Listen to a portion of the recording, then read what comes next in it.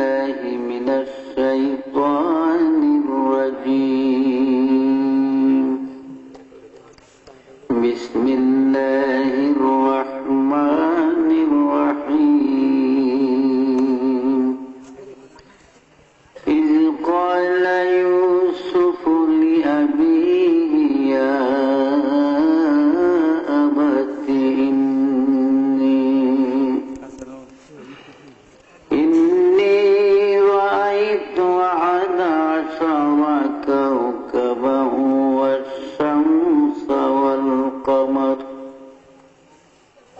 والشمس والقمر رأيتهم لي ساجدين قال يا بني لا تقصص رؤياك على إخوتك فيكيدوا لك كيدا إن الشيطان للإنسان عدو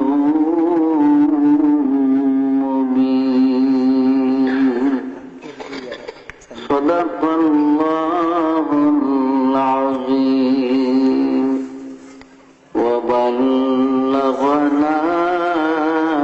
رسولنا الكريم صلوا عليه وسلموا تسليما أنه زاد محمدا تعظيما صلى الله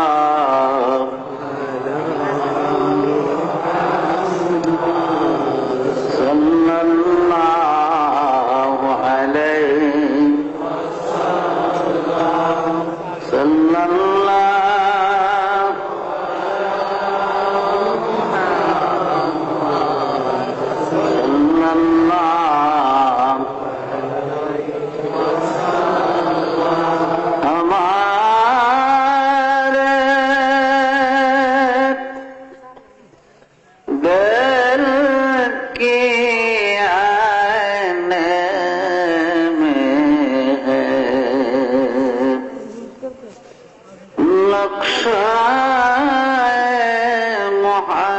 محمد का और हमारे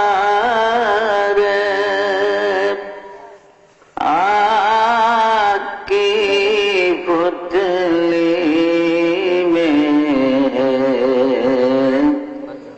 जलवाए मोहम्मद का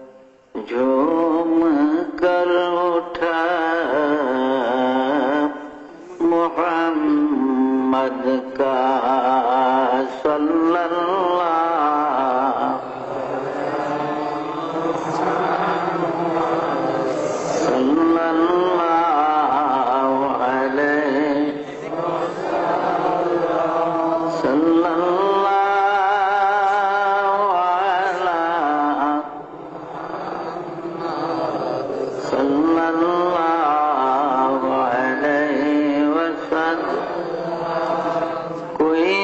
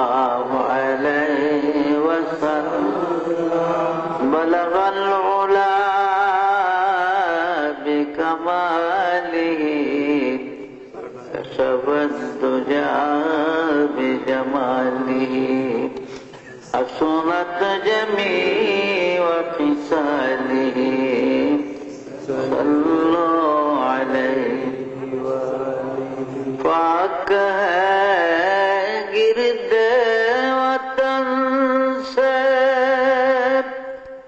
شر دامان تیرا تو یوسف ہے کہ ہر مصر ہے ہر کنعان تیرا بلغ العلا کشف الدجى بجماله حسنت جميع خصاله صلوا عليه قافلہ نہ ہو سکے گا کبھی ویران تیرا اور ایک بنگ درائے کچھ نہیں سامان تیرا بلغ العلا كشف الدجى بجماله حسنت جميع خصاله صلوا عليه আলহামদুলিল্লাহ সমস্ত প্রশংসা আল্লাহ পাকের জন্য, যিনি মেহেরবানি করে আমাদেরকে মানুষ বানাইছেন। সবাই বলে আলহামদুলিল্লাহ। আরো শুকরিয়া আল্লাহর দরবারে আমরা মুসলমান কুলে জন্মগ্রহণ করেছি। সবাই বলে আলহামদুলিল্লাহ।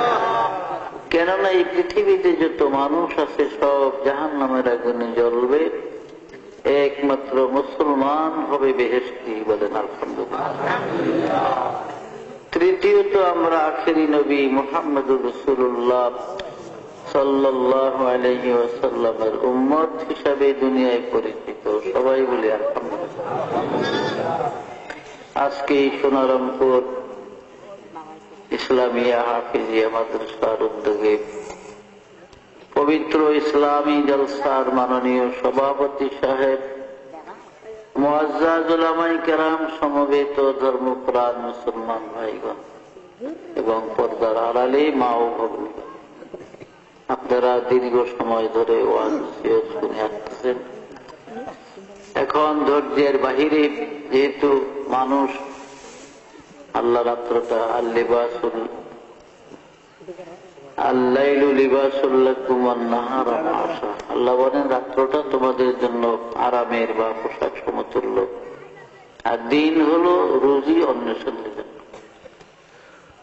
তো যাই হোক, বহুত ওয়াজ হয়েছে, আমল করলে একজন মুসলমানের জীবনের জন্য যথেষ্ট হয়েছে।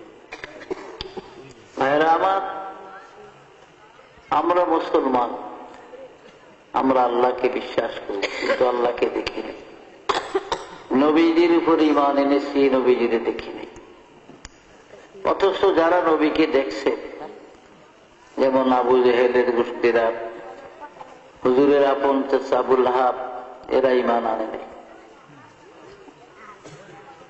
গর্ব সুরত আদমি ইনসাবুদেব, गर्भ सूरत आदमी इंसाबुदे, गाँव खैर आज आदमी बेहतर शुदे, गाँव खैर आज आदमी बेहतर शुदे, गर्भ कुवत आदमी इंसाबुदे, गर्भ कुवत आदमी इंसाबुदे, गाँव खैर आज आदमी बेहतर शुदे, गर्भ सूरत आदमी इंसाबुदे, अहमद बूझे लो हम एक साबुदे, आओ अहमद बोला हम एक साबुदे।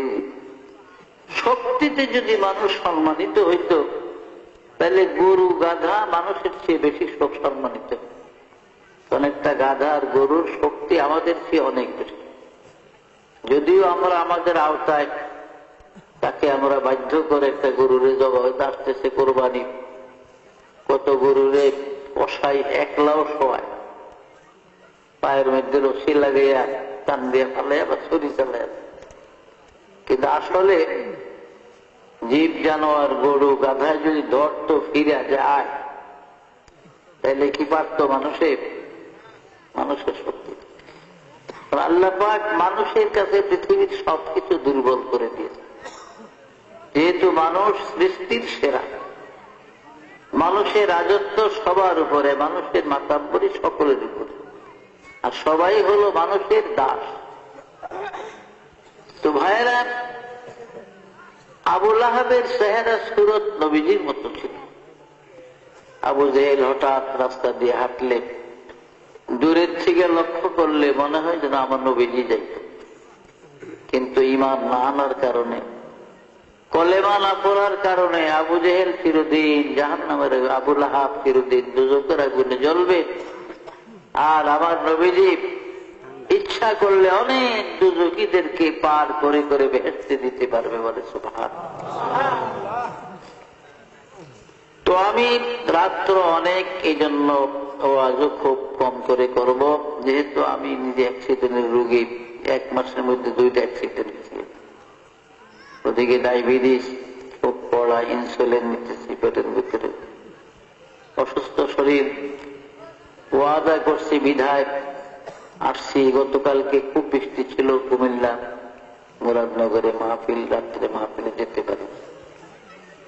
মাহফিলে কারেন্টও ছিল না, আর প্রচন্ড বৃষ্টি, ওদিকে ঠান্ডা। ফজরের নামাজ পড়ে সামান্য বোধ হয় আধা ঘন্টা 15 ঘন্টা কিছু মোনাজাত দিয়া চলে আসছে। আমি এলাকার জন্য নতুন, অথচ আমার আব্বাজান তিনি আপনাদের এই হুমলা এলাকায় এদিকে আসছে ব্রিটিশ আমলে। পীর বাদশাহ মিয়া সাহেব মরহুম রহমাতুল্লাহ আলাইহি যে এলাকাগুলাতে আসছে, এইসব এলাকায় আমার আব্বাও আসছে, মাওলানা মরহুম বশির। বেশি বয়সের মানুষ তারা চিনবে না, এখনকার নতুনরা তো চিনত। তো যাই হোক, আমারও আল্লাহ পাক এলাকায় কিসমতে রাখছে, আসছি। যেহেতু ওমা তাদরি নাফসুন মাজা তাকসিবু গাদা, কখন কোথায় মানুষের খাদ্য রিজিক আল্লাহ লেখছে এটা মানুষ জানে। ওমা তাদরি নাফসুন বিআইয়ি আরদিন তামুত, এবং মৃত্যু কোথায় কখন কার হবে তাও আমরা জানি। তো ভাইরা, এই দুনিয়াটা অস্থায়ী জায়গা, এটা চিরদিন থাকার জায়গা। যদি চিরদিন থাকার জায়গা হইতো তো আমাদের বাপ দাদারা মরত না, তারাও থাকতো এই দেশে, তারাও দুনিয়ায় থাকতো। আজকে অনেকের বাবা নাই, অনেকের দাদা দাদি নাই, মা নাই, নানা নাই, বহুত লোক চলে গেছে। জিনকি মহলো মে হাজারো रंग की फानों से थी, झार उनकी कब्र पर है और निशान बाकी नहीं। কত রাজা, কত বাদশা, কত শাহানশাহ আমির ওমরা এই পৃথিবীর জমিনে ছিল, যাদের ঘর বাড়িগুলা কত সুন্দর ছিল, যাদের বিল্ডিং ইমারত কত মজবুত ছিল, যাদের ধমকে জমিন থর থর করে কাঁপত। আজকে তাদের কবরের উপরে গরু ছাগলে ঘাস খায়, কবর থেকে তাদের খেদাইবার শক্তি নাই। কুজা কারণ, কুজা ফেরাউন, কুজা নমরুদ শুদা হামান, কুজা শাওকত আজ শাহেদ, কুজা তখতে সুলাইমান, কুজা শাওকত আজ শাহেদ, কুজা তখতে সুলাইমান। এখন জাহাজ গাড়ি হাওয়ায় চলে, কলেরই বিধান, ওগো বিনা বলে হাওয়ায় চলত হযরত সুলাইমান, মোরা সেই মুসলমান। এই পৃথিবীর জমিনে 4 জন বড় বড় প্রতাপশালী বাদশাহ ছিলেন, রাজা ছিলেন, যারা সারা দুনিয়া শাসন করেছে, যাদের রাজত্বের সীমানা ছিল মিনাল কাফে ইলাল কাফ, সূর্য উদয় হতে অস্তমিত স্থান পর্যন্ত রাজত্বের বাউন্ডারি ছিল। এমন 4 জন বাদশাহ ছিলেন এই পৃথিবী। এদের মধ্যে 2 জন ছিল কাফের আর 2 জন ছিলেন মুসলমান। কাফের মধ্যে 2 জন ছিল বাদশাহ নমরুদ এবং মুখতানসর, আর মুসলমানের মধ্যে ছিলেন হযরত নবী সাইয়েদনা সুলাইমান আলাইহিস সালাম এবং বাদশাহ জুলকারনাইন। জুলকারনাইন বাদশাকে কোরআনের ভাষায় জুলকারনাইন বলা হয়, কিতাবের মধ্যে তার নাম হলো ইস্কান্দার জুলকারনাইন, তৌরাত কিতাবে তার নাম হলো কোরেশ, ইনজিল কিতাবে তার নাম সাইরাস, আর ইংরেজরা তাকে আলেকজান্ডার বলতো। এই বাদশাহ জুলকারনাইন এই পৃথিবীর জমিনে তিনি 1600 বছর হায়াত পেয়েছিলেন। কয়শো বছর? 1600 বছর। আমাদের 14 গোষ্ঠীর হায়াত একত্র করলে ওই বনি 1600 বছর। যত লাভ দিলাম সব মাগনা। ভাইয়েরা আমার, বাদশাহ জুলকারনাইনকে আল্লাহ পাক মুজিজা স্বরূপ একটা ঘোড়া দান করেছিলেন। তাফসীরে জাবিরিতে আছে, জামে সগীর বগবীর মধ্যে লেখে বাদশাহ জুলকারনাইনকে আল্লাহ পাক মুজিজার একটা ঘোড়া দিয়েছিলেন। এই ঘোড়াটার এত স্পিরিট, এত পাওয়ার ছিল জুলকারনাইন, এই ঘোড়ায় চড়ে পৃথিবীটা জীবনে 2 বার ভ্রমণ করেছে। পৃথিবীটা জীবনে সূর্য উদয় হতে অস্তমিত স্থান পর্যন্ত জুলকারনাইনের জীবনে 2 বার পৃথিবী ভ্রমণ করছে। ঘোড়াটার এত স্পিরিট, এত পাওয়ার ছিল, এত দ্রুত গতিতে চলত জুলকারনাইনের ঘোড়া। যখন তিনি ঘোড়ায় চড়ে পৃথিবী ভ্রমণের জন্য ঘোড়াকে চাবুক মারতেন, আঘাত করতেন, তার ঘোড়াটা এক এক কদমে 12,000 মাইল করে চলত। জেরুজালেম শহর থেকে, অর্থাৎ বাইতুল মুকাদ্দাস থেকে, বাইতুল মুকাদ্দাসের আরবিতে 3টা নাম, বাইতুল মুকাদ্দাস, বাইতুল মাকদাস, বাইতুল কুদস, এই 3 নামে ব্যবহার। আর ইংরেজিতে বলা হয় জেরুজালেম। ইহুদিরা ইব্রানি ভাষায় তারা ওর সেলিম বলে জেরুজালেম। 5টা নাম হল এই বাইতুল মুকাদ্দাস বা জেরুজালেম শহর থেকে 9 মাইল উত্তর দিকে গেলে একটা মহকুমা শহর, ইংরেজিতে আলেকজান্ডারিয়া সিটি বলা হয়, আরবিতে মদিনাতুল ইস্কান্দারিয়া বলে। এই ইস্কান্দারিয়ার মধ্যে বাদশাহ জুলকারনাইনের কবর আমি গুনাহগার অনেকবার জিয়ারতের তৌফিক আল্লাহ দান করেছিলেন। আমার এক বন্ধু ছিল মাওলানা হাসান নামে, তার বাড়ি ছিল চট্টগ্রাম মহেশখালীতে, দ্বীপের ওই পা। ও হাটহাজারী থেকে দাওরা পাস করে বাগদাদে গেছে আমার 4 বছর আগে। আমি 61 ইংরেজিতে ঢুকছি সিরিয়াতে, তবে বাগদাদে আসছি আমি ঢুকার সময়ও বাগদাদ হয়ে সিরিয়াতে গেছি, কিন্তু 4 মাস একাধারে ছিলাম ইংরেজি 1962-তে এসে। এই 62 ইংরেজিতে আমার ওই হাসানের সাথে দেখা। আমরা বড় বড় কবর দেখলে সব কইরা নিজেরা একটা আনন্দ উৎসবের মাধ্যমে রুমালের কোনায় ধরে ধরে মাপতাম, দেখতাম কবরটা কত লম্বা। এতে দেখা গেছে বাদশাহ জুলকারনাইনের কবরটা 48 হাত লম্বা। কত বিরাট কায়া, শক্তিশালী মানুষ ছিল। অথচ কাজা এলাহির ডাক যখন আসছে, মৃত্যুর পরোয়ানা যখন এসে গেছে, আর এই দুনিয়ায় থাকতে পারে, চলে গেছে। তো আমরা কি থাকতাম দুনিয়াতে?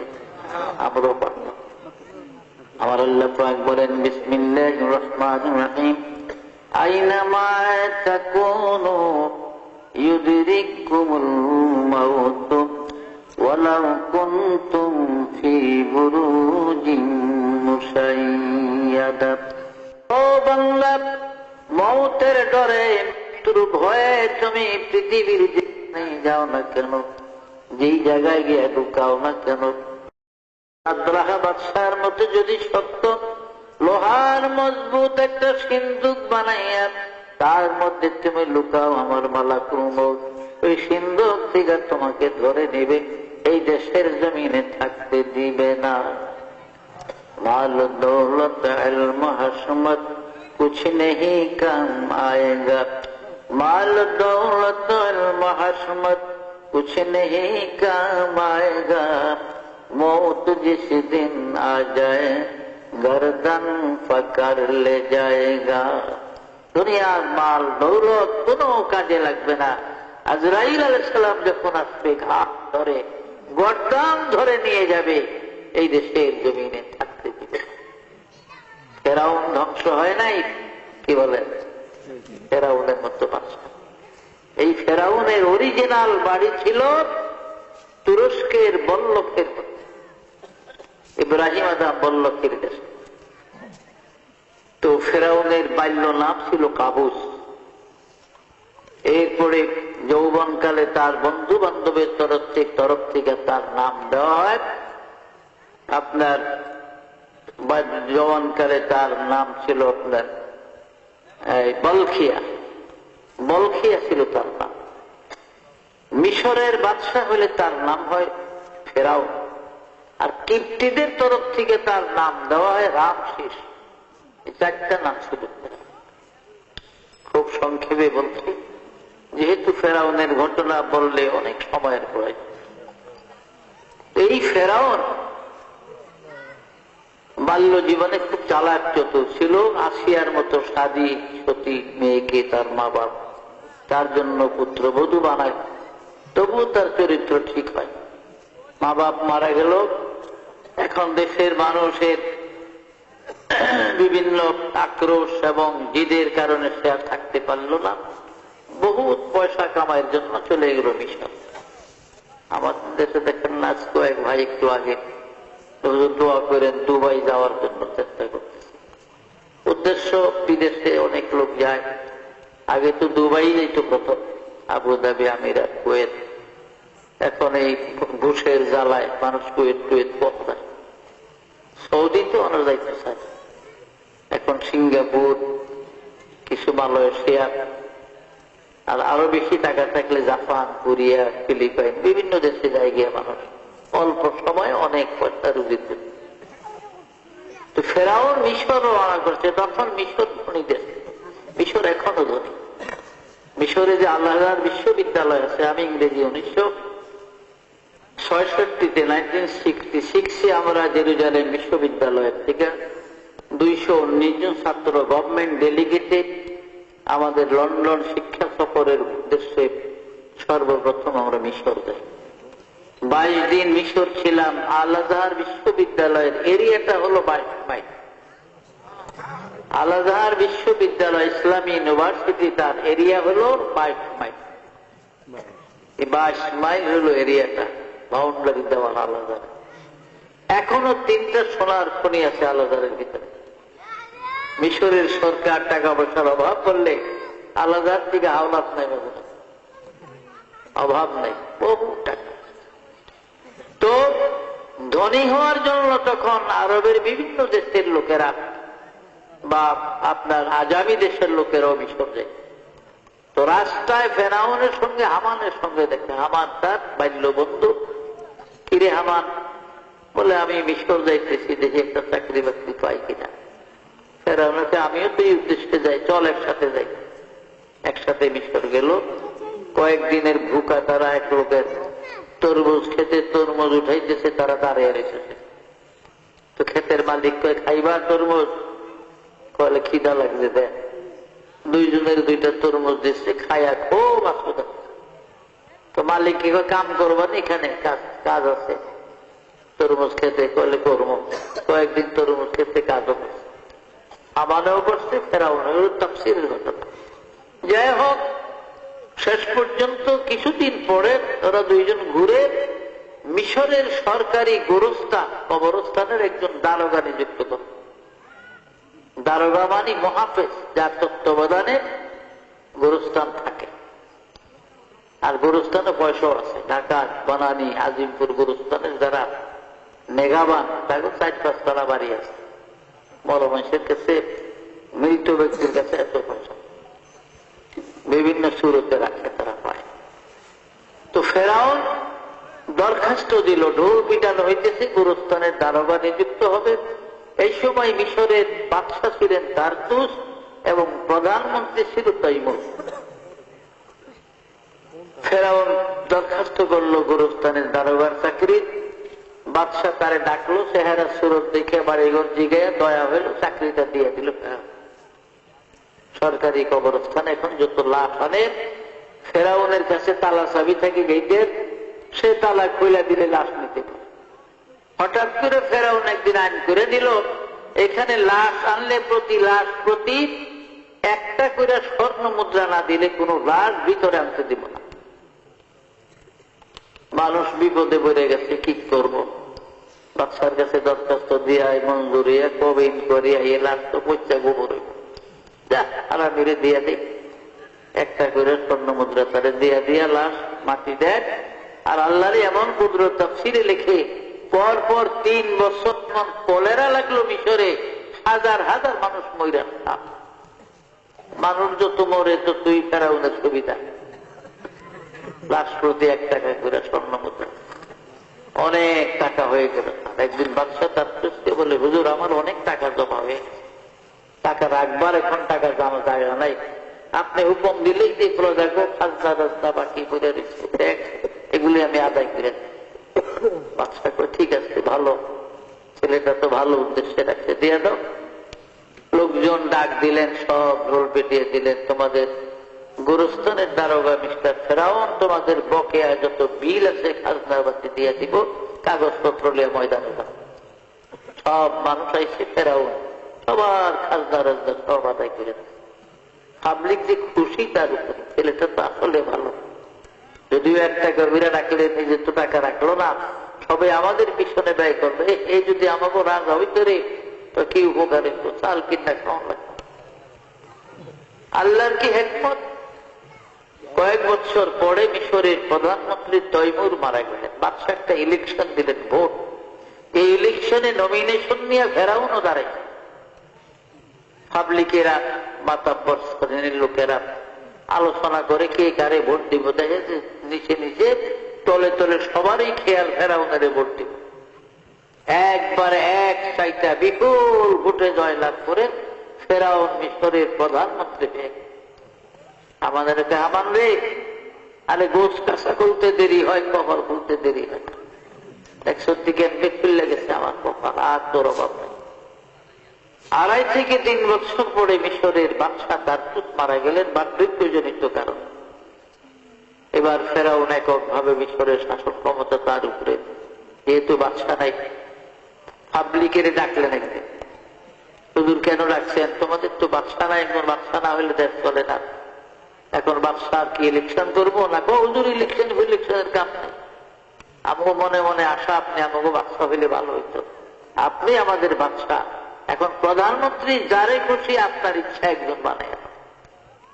আমাদের হামান তোর কপাল খুলে গেছে, দে লাভ দে, তুই মিশরের প্রধানমন্ত্রী, আমি মিশরের বাদশা।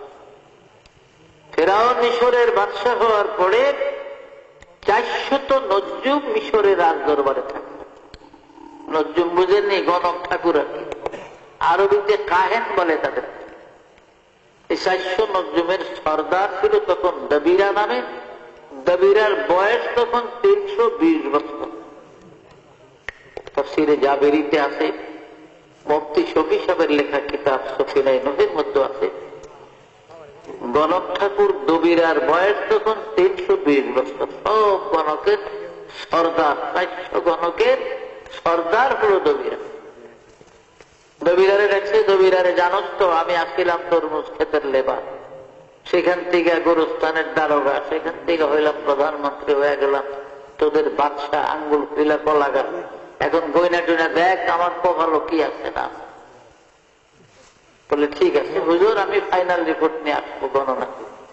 সব গণকরা গণলো, ফাইনাল রিপোর্ট নিয়ে ফেরাউনের কাছে আসছে দবিরা। দবিরা খুব মন খারাপ, বেজার বেজার। কিরে কি খবর হুজুর? ভালো না? খবর ভালো না। গণায় যা দেখলাম, এই মিশরের মধ্যে বনে ইসরায়েল সম্প্রদায় যারা আছে, এদের মধ্যে আগামী কয়েক মাসের ভিতরে মুসা নামে একটা ছেলে জন্ম। আর এই মুসার উসিলায় আপনার রাজত্ব তো যাইব, আপনার প্রাণ যাওয়ারও সম্ভাবনা দেখা। ফেরাউনের চোখ বড় হয়ে গেছে, তাইলে এই রাজত্ব হয়ে লাভ হইল কি? তবে ঠিক আছে, আমি তো বাদশাহ, একটা ক্ষমতা আছে, একটা কাজ করো, আমার একটা আইন প্রয়োগ করো। বিসমিল্লাহির রহমানির রহিম। ইউযাব্বিহুনা আবনাআকুম ওয়া ইয়াসতাহয়ুনা নিসাআকুম